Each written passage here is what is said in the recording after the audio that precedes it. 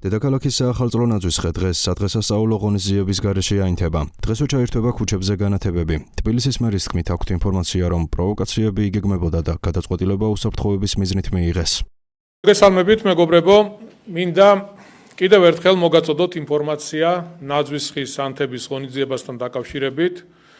როგორც ხედავთ, რადიკალური ოპოზიციის მიერ მართული აგრესიული ჯგუფები ყველაფერს აკეთებენ იმისთვის, რომ ხელი შეუშალონ სადღესასწაულო განწყობის შემოტანას ჩვენს დედაქალაქში. როგორც იცით, 14 დეკემბერს საღამოს 7 საათზე უნდა გამართულიყო საზეიმო ღონისძიება, სადაც ჩვენს მოსახლეობას განსაკუთრებით პატარებს ექნებოდათ შესაძლებლობა დასწრებოდნენ მთავარი ნაძვისხის ანთების სადღესასწაულო და საზეიმო ღონისძიებას. რასაკვირველია, ნებისმიერი საღად მოაზროვნე ადამიანისთვის რთული წარმოსადგენი იყო, რომ თუნდაც რადიკალები საკუთარი თანაქალაქელების წინააღმდეგ ასეთ სახალხო ღონისძიებაზეც დაგეგმავდნენ პროვოკაციებს. თქვენ ნახეთ, რა ხდებოდა ადგილზე. აგრესიულმა ჯგუფებმა სცენას, სადაც ნაძვისხის ასანთებად ბავშვები უნდა ასულიყვნენ, დაუშინეს შუშის ბოთლები და სხვა მძიმე საგნები. პარალელურად მივიღეთ ინფორმაცია, რომ ამის გარდა დაგეგმილი იყო მთელი რიგი პროვოკაციები, რასაც შესაძლოა მოჰყოლოდა მძიმე შედეგები. ცხადია, ვიმოქმედეთ ისე, როგორც მოიქცეოდა ნებისმიერი პასუხისმგებლიანი ხელისუფლება, რომელიც ვალდებულია დაიცვას მოსახლეობა, მათ შორის ის მომიტინგეებით, რომლებიც მზად იყვნენ ყველანაირი პროვოკაციის მოსაწყობად. რადიკალები მთელი დღის განმავლობაში თესავდნენ შის მოსახლეობაში, რათა რუსთაველის გამზირზე ბავშვები არ მიიყვანათ. რუსთაველზე ბავშვებთან ერთად მისულ მშობლებს კი ადგილზე შვილების თანდასწრებით მძიმე პროვოკაციებს უწყობდნენ და პირდაპირ ვიტყვის, სხვა რა უნდა უწოდო ამას თუ არა ლიბერალური ფაშიზმი. დაგეგმილი ღონისძიების წინა დღეს სალომე ზურაბიშვილმა, რომელიც მანამდე სკოლის ბავშვებს ძალადობრივ მიტინგებში მონაწილეობისკენ მოუწოდებდა და კიდევ ერთხელ გავიმეორებ, რომ არა საზოგადოების აღშფოთება, ალბათ შემდეგი უკვე ბაღის ბავშვების მოწოდება იქნებოდა ძალადობრივ აქციებში ჩართულობისკენ და მან იმის თქმაც კი იკადრა, რომ რუსთაველის გამზირი გაზით იყო გაჟღენთილი და იქ ბავშვების მისვლა საშიში იყო. მას შემდეგ, რაც ნაძვისხის ანთების ღონისძიება გადავდეთ რადიკალებმა, რომლებმაც 26 ოქტომბერს წააგეს საპრეზიდენტო არჩევნები, 14 დეკემბერს წააგეს 26 ოქტომბერს წააგეს საპარლამენტო არჩევნები, 14 დეკემბერს წააგეს საპრეზიდენტო არჩევნები, წაგების შემდეგ ბავშვებზე გამარჯვება იზეიმეს. რაც შეეხება სადღესასწაულო დღეებს, როგორც მოგეხსენებათ, ტრადიციულად ჩვენ დეკემბრის დასაწყისში თბილისში დავდით ხოლმე საახალწლო განათებებს, აინთებოდა მთავარი ნაძვისხეც, ამჯერად დღეს საღამოს ჩაირთვება ილუმინაციები და ღონისძიების გარეშე აინთება დედაქალაქის მთავარი ნაძვისხე. ახალი წერი არის ყველასათვის საყვარელი სახალხო დღესასწაული და არავის მიეცემა უფლება ჩვენს პატარებს და თანაქალაქელებს სიხარულისა და ბედნიერების განცდა წაართვას. თბილისი იქნება ყველაზე ლამაზი საახალწლო ქალაქი, გვექნება ბევრი საზეიმო ღონისძიება და ამ დღეების განმავლობაში და ახალ 2025 წელს შევხვდებით ისე, როგორც გვეკადრება, ახალი გამარჯვებებით, მშვიდობისა და განვითარების იმედით. ნახეთ, ეს არ არის პირველი შემთხვევა, ჩვენ თუ გავიხსენებთ რევოლუციის მცველობის წინა შემთხვევებსაც, ხდებოდა ანალოგიურად იგივე.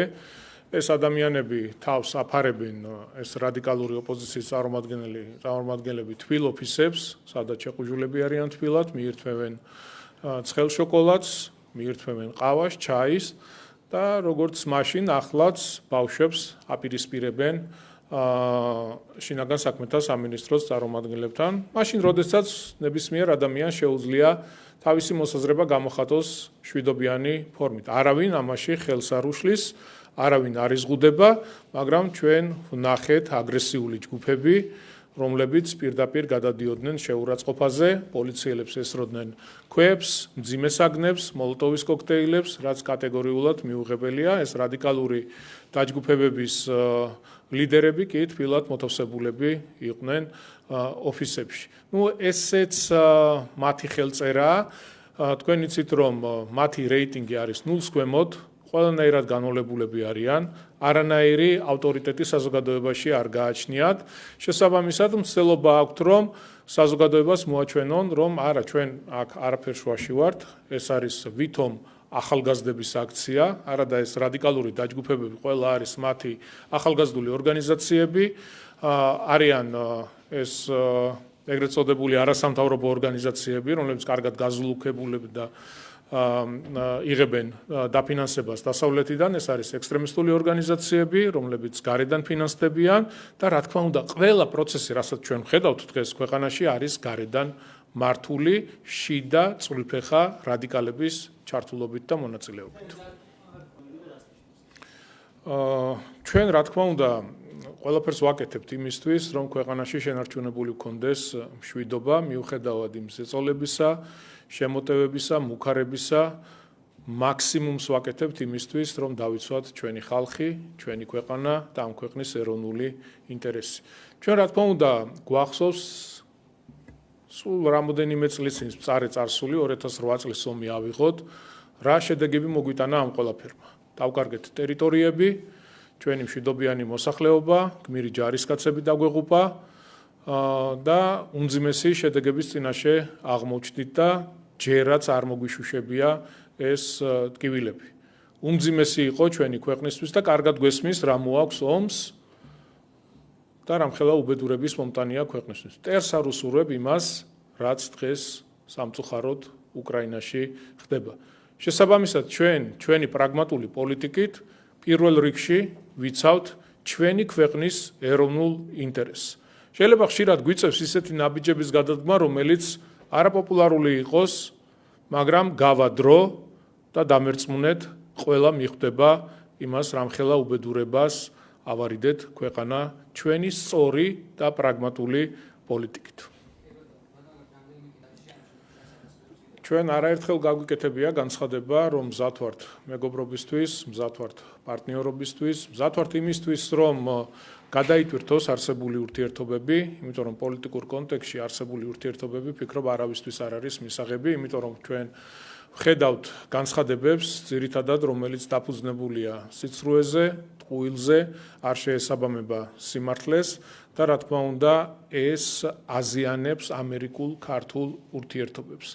მე ძალიან დიდი იმედი მაქვს და მთლიანად ჩვენ გუნდს ძალიან დიდი იმედი გვაქვს იმისი, რომ ახალი ადმინისტრაციის ფარგლებში მთლიანად გადაიტვირთება ურთიერთობები და იქნება დაფუძნებული მხოლოდ და მხოლოდ გუწრფელ ურთიერთობებზე, ჯანსაღ ურთიერთობებზე და საქართველოს არა მხოლოდ სიტყვებით და საუბრით, თავისი გადადგმული ნაბიჯებით, ქმედებებით დაადასტურა, რომ არის საიმედო პარტნიორი ქვეყანა და თუნდაც ეს შეფასება ახლა რაზეც საუბრობდით, მეტყველებს იმაზე, რომ საქართველოს არის სანდო პარტნიორი ქვეყანა. ჩვენ მზად ვართ ეს ურთიერთობები კიდევ უფრო გავაღრმავოთ, კიდევ უფრო განვამტკიცოთ, მზად ვართ იმისთვის, რომ გადაიტვირთოს პოლიტიკური ურთიერთობები, შეიცვალოს რიტორიკა, თეთრზე ითქვას თეთრია, შავზე ითქვას შავია და ამ ტიპის ურთიერთობებს ჩვენ მხოლოდ და მხოლოდ მივესალმებით. ხონუ წარმოუდგენელი განცხადებები მოვისმინეთ ჩვენ ბოლო დღეების განმავლობაში სანქციებთან დაკავშირებით და ზოგადად ის რიტორიკა, რასაც ვისმენთ ბოლო წლებია, ბოლო თვეებია, წარმოუდგენელია. გვაშანტაჟებენ რის გამო, რომ ვიცავთ ჩვენს ქვეყანას, ვიცავთ ამ ქვეყნის ინტერესს, გვაშანტაჟებენ იმის გამო, რომ არ მივეცით არავის იმის შესაძლებლობა, რომ საქართველოში გახსნილიყო მეორე ფრონტი და ჩვენი ხალხისთვის მოგვეტანა ის უბედურება, რაც დღეს უკრაინაში ხდება. მე ბევრჯერ მithქვამს და კიდევ ერთხელ გავემეორებ, რომ სანამ ვართ პოლიტიკაში და ვართ ხალხის სამსახურში და გვირჩევს ჩვენი ქვეყნის მოსახლეობა და გვქვია ქვეყნის ხელისუფლება, არავის არ მივცემთ იმის შესაძლებლობას, რომ ჩვენი საკუთარი ქვეყანა და საკუთარი ხალხი გამოიყენოს თავისი მიზნებისთვის და არ მოხდეს ის ვითარება, რაც სამწუხაროდ უკრაინაშია. გვაშანტაჟებენ იმისთვის, რომ ჩვენ არ შეუერთდით სანქციებს და ამასთან დაკავშირებით არაერთი განცხადება გავაკეთეთ, რატო გადავდგით ეს რთული ნაბიჯი. ცხადია, ჩვენ კარგად გვესმოდა, რომ ამას მოყვებოდა ძალიან ბევრი შეურაცხყოფა, რისი მომსწრენიც ვართ, მოყვებოდა არასწორი განცხადებები, რისი მომსწრენიც ვართ, შანტაჟი, მუქარა. ჩვენ რომ შეცდომა დაგვეშვა და გადაგვედგა ნაბიჯი და მივერთებოდით სანქციებს, დღეს ეკონომიკა არ გვექნებოდა. ყველაფერი იქნებოდა ჩამოშლილი და ხალხი, რა თქმა უნდა, დაგვიპირისპირდებოდა და ამის ლეგიტიმური უფლება ექნებოდა ჩვენი საზოგადოების წარმომადგენლებს, რომ დაპირისპირებოდა ხელისუფლებას. ჩვენ რატო გვირჩევს დღეს მოსახლეობა? გვაქვს უდიდესი პასუხისმგებლობა ჩვენი ქვეყნის მოსახლეობის წინაშე, რომ დავიცვათ ჩვენი ქვეყანა და დავიცვათ ამ ქვეყნის ინტერესი. შესაბამისად, ეს კარგად უნდა გავიაზროთ და გავითვალისწინოთ ყველამ. რაც არ უნდა შემოტევები იყოს, რაც არ უნდა შეურაცხყოფები იყოს, უპირველეს ყოვლისა ჩვენი ქვეყნის და სამშობლოს ინტერესები. მე დარწმუნებული ვარ, ყველა ურთიერთობა დაალაგდება, ყველაფერი გადაიხედება და რა თქმა უნდა, ის მოლოდინი, რაც აქვს ჩვენი ქვეყნის მოსახლეობას, ხო, ევროპა ჩვენ რატო გვინდა, ხო? იმიტომ რომ ვიცოდით, რომ იქ იყოს სამართლიანობა. ვიცოდით, რომ იქ მაგალითად თეთრზე არ გეტყოდნენ, რომ შავია, რასაც დღეს ვხედავთ და წარმოუდგენელია ის ზეწოლა, წარმოუდგენელია ის შეურაცხყოფები, რასაც ვხედავთ და არ მგონია ქვეყანაში ნებისმიერი ადამიანი გააჩერო, პატრიოტი, ვისაც ქვეყანა უყვარს, ვისაც სამშობლო უყვარს, ვინც ამაყობს ქართველობით, ვინც ამაყობთ იმის, რომ აქ დაიბადა, გაიზარდა და ქართველია, რომ შეურაცხყოფილად არ იგრძნოს თავი იმ განცხადებებით, რასაც ჩვენ ბოლო დღეებია და ბოლო თვეებია ვისმენთ. მაგრამ მერწმუნეთ, ყველაფერი დამშვიდდება, ყველაფერი დაალაგდება და იქნება ისე, როგორც ჩვენს ქვეყანას და ამ ქვეყნის მომავალ შეეფერება. ბატონო? ამასთან დაკავშირებით მთავრობის მეთაურმა დღეს წერილიც გაავრცელა, სადაც დეტალურად იყო მოცემული ჩვენი პოზიცია ამ ყველაფერთან დაკავშირებით. რაც ხადია, სამწუხაროა ამ ტიპის გადაწყვეტილება, რომელიც ჩვენ მოვისმინეთ და შესაძლოა საუბარია სანქციებზე, უნდა იყოს ახსნა განმარტება, ხო, რის გამო? რომ ვიცავთ ჩვენი ქვეყნის ინტერესს, ვიცავთ ჩვენს ხალხს, ვიცავთ ჩვენს ქვეყანას და ამის გამო მოდის შანტაჟები, მუქარა, ძალიან გაბრაზებული და გაღიზიანებულია ის გარე ძალები, რომლებიც დამარცხდნენ საქართველოში და ჩვენი ქვეყნის მოსახლეობის უმრავლესობამ, მილიონ 100,000-მა ადამიანმა უთხრა არა ბოროტებას, უთხრა არა უსამართლობას, სიცრუეს.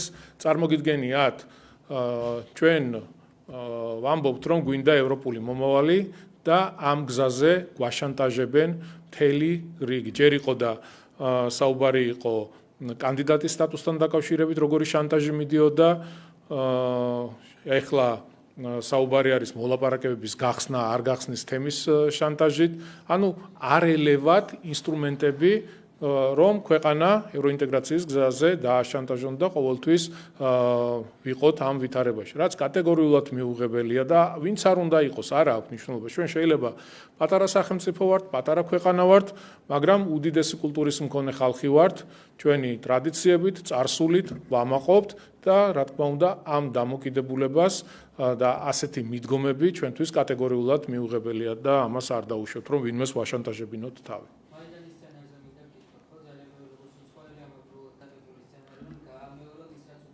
სახელმწიფოებები დაუძველდათ უბრალოდ, იმიტომ რომ ყველაფერი ცხადი და ნათელია, ყველაფერი გაშიფრულია. დღეს არ არის 2014 წელი. დღეს აბსოლუტურად განსხვავებული მოცემულობა. ჩვენი ქვეყნის მოსახლეობამ ძალიან ბევრი ინფორმაცია მიიღო, როგორ ხდება ფერადი რევოლუციები, რა სცენარით იმართება, ვინ მართავს ამ ყველაფერს. ყველაფერი გაშიფრულია, ყველაფერი დევს ხელის გულზე. თავიდან ხო გახსოვთ, როდესაც 28 ნოემბერს პრემიერ-მინისტრმა გამოაცხადა ამ შანტაჟის წინააღმდეგ ჩვენი დამოკიდებულება, გამოვიდა ხალხი, ხო? და საუბარი იყო თითქოს ევროინტეგრაციას ვაჩერებთ. გაირკვა, რომ ეს იყო ტყუილი და არასწორი ინფორმაცია, ხო? ჩვენ როგორ შეიძლება შევაჩეროთ ევროინტეგრაციის პროცესი? პირიქით ვთქვით, რომ დადეთ გახსენით მოლაპარაკებები და მზად ვართ დღესვე მოვაწეროთ ხელი. ბურთი იმათ მხარეს არის. მათ უნდა მიიღონ გადაწყვეტილება მოლაპარაკებების გახსნასთან დაკავშირებით. ჩვენ ყველაფერს ვაკეთებთ ამ გზაზე და რა თქმა უნდა, ასე გაგრძელდება მომავალშიც. მაგრამ დღეს უკვე ხვდებით რა არის საბაბი ძირითადი ამ აქციების, რა იყო ძირითადი მამოძრავებელი. ისინი ვერ ეგუებიან იმას, რომ 26 ოქტომბერს დამარცხდნენ საპარლამენტო არჩევნებში, ისინი ასევე დამარცხდნენ 14 დეკემბერს საპრეზიდენტო არჩევნებში და ეს არის მოცემულობა, რომელზეც აუცილებლად მოუწევთ შეგუება როგორც ქვეყნის შიგნით, ასევე ქვეყნის გარეთ. მოუწევთ შეგუება იმაზე, რომ ქვეყანაში ჩვენ გვექნება მშვიდობა და მოხდება ქვეყნის განვითარება და წინსვლა. ხო, ასეთ სისულელეები, ჩვეულებრივი სისულელე და ტყუილი, ესე იგი რას აკეთებს ეს ნაცური რადიკალური პროპაგანდა, რაღაც ერთდღიანი სიცრუე მოკლე ინფორმაციებით ცდილობს რომ გამოკვებოს თავისი მხარდამჭერები და ამომრჩევლები. ატყუებენ, როგორც ატყუებდნენ მთელი საარჩევნო კამპანიის განმავლობაში, რომ არჩევნებს იგებდნენ, გაყალბებულ კვლევებს სტენიდნენ ამ ადამიანებს, შემდეგ 26 ოქტომბერს საღამოს 8 საათზე აზეიმეს, შამპანურის ჭიქები უჭახუნეს ერთმანეთს და მთელი ის ჰქონდათ, დავიდარაბა რომ თითქოს არჩევნები მოიგეს და მე გაერკვა რომ არჩევნები წაგებული ჰქონდათ. აი ასეთი ცრუ ფაქტებით ცდილობენ რომ რაღაც ერთსაათიანი, ერთდღიანი PR კამპანიები აწარმოონ, მაგრამ ხალხი ხო ყველაფერს ხედავს. რეალობა ხო დღეს ხელის გულზეა და ნებისმიერი მოაზროვნე ადამიანი, ვისაც პატარა ანალიზის გაკეთების შესაძლებლობა აქვს, რეალურად ხედავს რა პროცესები მიდის და საიდან ვისგან იმართება ეს ყველაფერი. ერთ რამეში მინდა დაგარწმუნოთ ყველა, რომ ნაცმაიდანი რევოლუცია, სახელმწიფო გადატრიალება საქართველოში არ და ვერ მოხდება. ქვეყანაში გვექნება მშვიდობა, სიმშვიდე და მოვახდენთ ქვეყნის ეკონომიკურ განვითარებას და ევროინტეგრაციის გზაზე ყველაფერს გავაკეთებთ ჩვენი მხრიდან, რაც არის გასაკეთებელი. მადლობა.